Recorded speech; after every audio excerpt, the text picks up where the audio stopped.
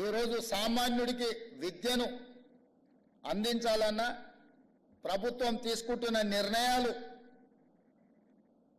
ప్రజలకు తెలవడానికి అవసరమైన సమాచార హక్కు చట్టాన్ని ఈరోజు ప్రజలకు అందించిన యూపీఏ 1 యూపీఏ 2లో సీతారాం ఏచూరి గారు చాలా కీలకమైన పాత్ర పోషించి అలాంటి సీతారాం ఏచూరి గారు అధికారాన్ని నిలబెట్టుకోవడానికి భారతీయ జనతా పార్టీ తీసుకొస్తున్న రాజ్యాంగ మార్పులు కావచ్చు, రాజ్యాంగ సవరణలు కావచ్చు, రాజ్యాంగ సవరణ పరిపాలనపరమైన అంశం కాదు. యూనియన్ ఆఫ్ స్టేట్స్, రాష్ట్రాల యొక్క సమ్మిళితమే, రాష్ట్రాల యొక్క కలయికనే ఈ దేశం.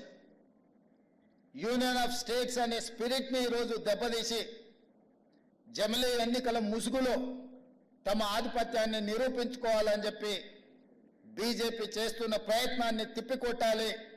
ఈ తిప్పికొట్టాల్సిన కీలక సమయంలో సీతారాం ఏచూరి గారు లేకపోవడం ఇది దేశానికే తీరని లోటు. ఇది సిపిఎంకు కామ్రేడ్ కార్యకర్తలకు కాదు.